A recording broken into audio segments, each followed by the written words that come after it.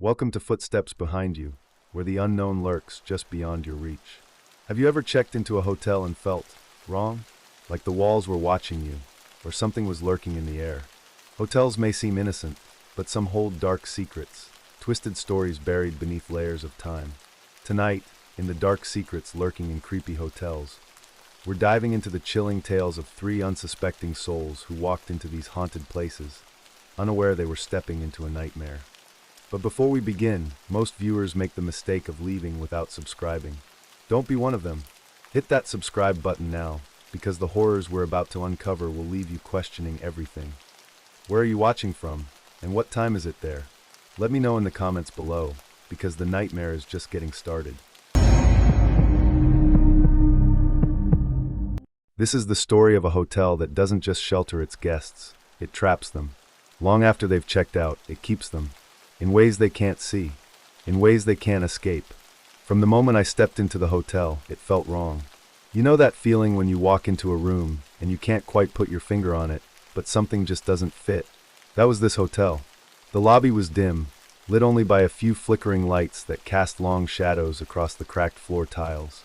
Every step I took seemed louder than it should have been, the sound of my footsteps echoing too much for the silence that hung in the air. The place was too quiet. Even the faint hum of the air conditioning felt off, like it was struggling to work against something deeper. The air was thick, heavy with the scent of dust and mildew, but there was something else in the air, too, a faint metallic smell that made my stomach turn. It didn't smell like a hotel. It smelled like a place that had been abandoned, but not completely. The walls seemed to lean in, as if they were watching, listening, waiting. I walked up to the front desk, trying to shake off the strange unease building in my chest. The clerk didn't even look up as I approached. His hands moved mechanically, as if he were used to people walking in and out, but his eyes, those empty eyes, didn't seem to see me at all. He handed me the room key with a slow, deliberate motion. And when I took it, his smile was off. It didn't feel welcoming. It felt like he knew something I didn't. A knowledge that wasn't meant for me. That smile, cold and thin, lingered a little too long. I couldn't help but feel like I had just entered a place where the rules didn't apply. A place where the world outside didn't matter. All that mattered was the hotel. And its secrets. I wasn't expecting much. Just a place to stop for the night. I'd been on the road for hours, with nothing but empty roads and lonely stretches of highway to keep me company. I needed rest. And this little hotel seemed like it would offer exactly that. Nothing special, just a bed, a roof, and a warm meal. Or so I thought. I wasn't looking for adventure. I wasn't looking for trouble. I just wanted a quiet night before I hit the road again in the morning. I didn't think twice about the hotel at first. It looked small, old maybe, but nothing that would raise any alarms. I figured it would be perfect for a quick stop. I didn't know yet. It was the kind of place where things go wrong. Where you check in, and then you don't leave. Not fully. Not the way you came in. The room wasn't anything fancy. A small bed with a simple blanket, a desk in the corner, a window that faced the parking lot. It was perfect for what I needed. But then I noticed something odd. The mirror on the wall. At first, it looked fine, just an ordinary mirror. But as I unpacked, I kept looking at it, glancing back and forth as I put my things away. And that's when I saw it. The crack. It was faint at first, almost imperceptible, but as I looked closer, I realized it was widening. Just a little at first. A subtle shift. I blinked and stepped closer to inspect it, but then I froze. The crack was growing, expanding slowly, inch by inch. It wasn't just the crack, it was the reflection itself. It wasn't right. My reflection was blurry, out of focus. It was like I was staring at a version of myself that didn't quite belong in that room. For a split second, I thought I saw movement. Something else in the mirror. But when I blinked again, it was gone. I told myself I was tired, that it was just my mind playing tricks. But deep down, I couldn't shake the feeling that something was wrong. That mirror wasn't just a reflection, it was a window into something else. And it was waiting for me to look closer. As the night stretched on, the unease grew. I tried to distract myself, watched a little TV, read a few pages of a book, but nothing could shake the feeling of being watched. The hotel was too still, too quiet. It was like everything around me was holding its breath, waiting for something to happen. I decided to go for a walk, maybe clear my head. But the moment I stepped into the hallway, I knew something was wrong. The air felt different, colder. The hallway seemed longer than I remembered. The walls pressed in tighter, the floor creaking with every step I took, as if the building itself was alive, shifting around me. The flickering lights overhead cast strange shadows that seemed to move on their own, like they had a life of their own. I turned the corner to head for the stairs, but that's when I saw it. The front desk. It was gone. The desk where the clerk had been standing, the one that I had passed earlier, was now just a blank wall. I stood there, frozen, my mind racing, trying to make sense of it. But the more I looked, the less sense it made. The desk wasn't just moved. It had vanished, like it had never existed in the first place. I rushed back to my room, my heart pounding in my chest. I needed to leave. I needed to get out of that place. But when I reached the door, it wasn't locked. It had been when I left. I pushed the door open cautiously, the hairs on the back of my neck standing on end. And that's when I saw it, standing in the corner of the room, a figure. At first, I thought it was a trick of the light, but as I stared, the figure became clearer. It wasn't a person, it was a shadow, a shape, dark and shifting. It moved, stepping closer to me, but it wasn't walking. It was gliding, like it was part of the air itself. My breath caught in my throat. I couldn't move. I couldn't scream. I was frozen in place, staring at something that shouldn't have been there. My heart raced in my chest, beating like a drum. And in that moment, I realized I wasn't just trapped in this room. I was trapped in the hotel. Trapped with it, whatever it was. And I wasn't leaving. Not this time. Not ever. The shadow wasn't alone. It had eyes. Dark, hollow eyes that seemed to pierce right through me. And then, the hotel manager appeared. I could barely make him out at first. He was standing in the doorway, but his figure was blurred, translucent, like a ghost. And when he spoke, his voice wasn't his own.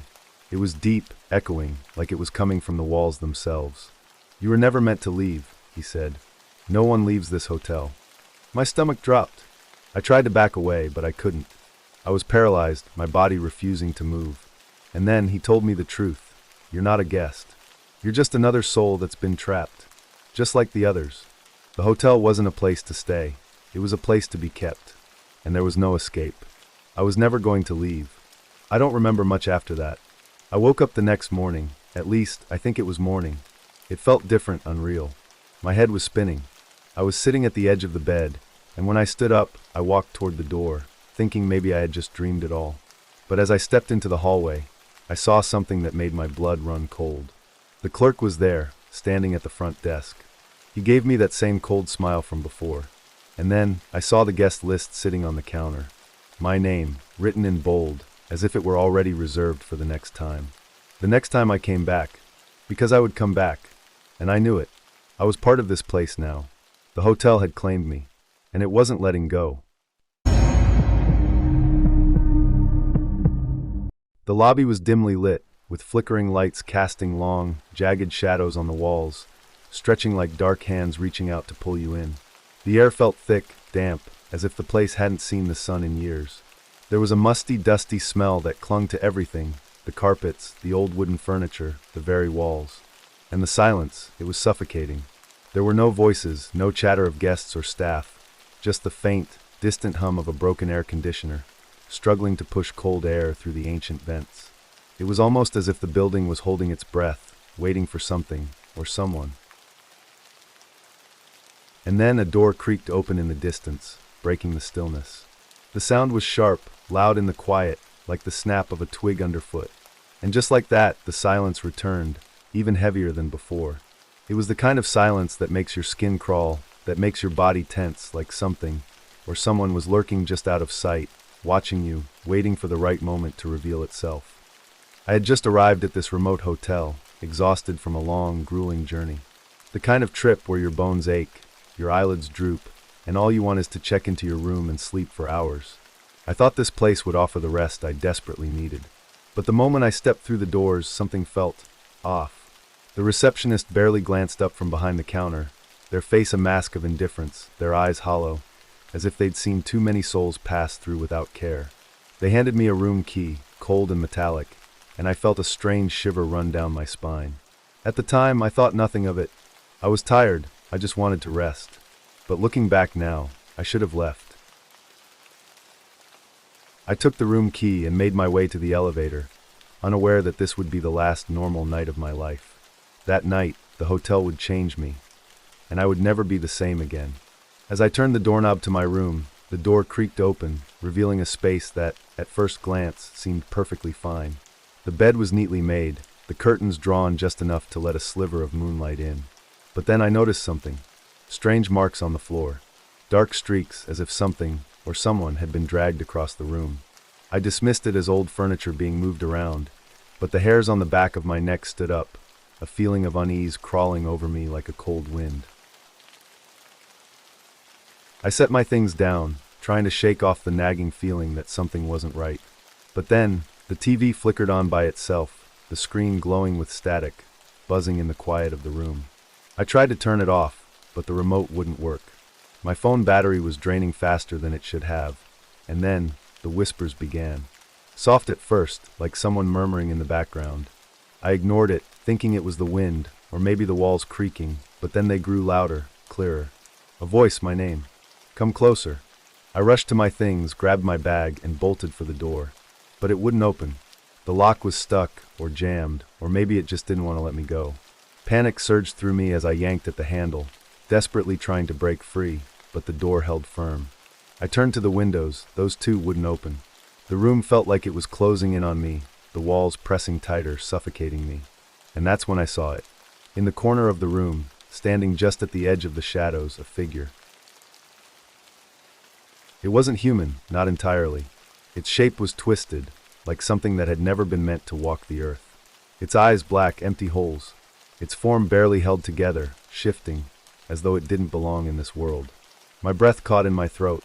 The whispers grew louder, now frantic, turning into screams. I spun around, ran, but every hallway I entered seemed to loop back on itself. I couldn't escape. No matter where I went, it was there. The hotel, or whatever haunted it, was closing in, and there was nowhere left to run. It wasn't until the next morning, after I somehow managed to escape the hotel's grasp, that I learned the truth. The hotel had been abandoned for years. It wasn't just an old building, it was something else. Something far older. The receptionist I'd seen the night before? They weren't alive. Not in the way we understand it. They were one of the previous victims, trapped in the hotel forever, their souls bound to it by some ancient curse. The hotel had claimed them, and now it was claiming me. I left that place, and I never went back. But I heard rumors. Whispers of others who checked in, only to never check out. Some say the hotel is still there, waiting. Still watching, still listening. So next time you check into a hotel, ask yourself, how well do you really know where you're staying? Because some places stay with you long after you leave. And sometimes, they never let you go.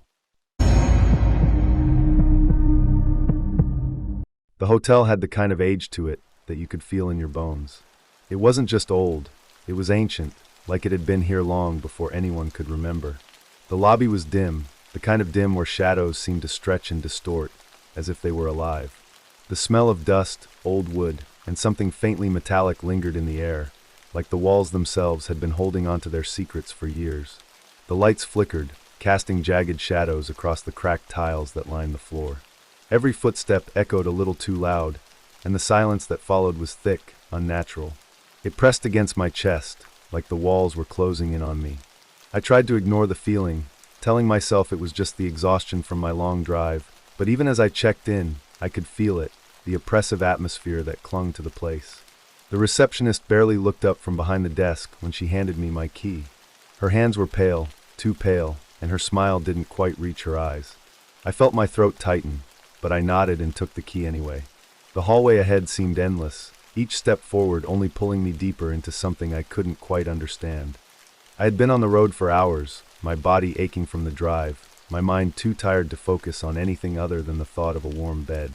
This was supposed to be a quick stop, just a place to rest before continuing my journey. The only hotel in town, or so the GPS had said. When I arrived, the building seemed far older than it looked on the outside, but I was too exhausted to care. I just wanted to check in and sleep.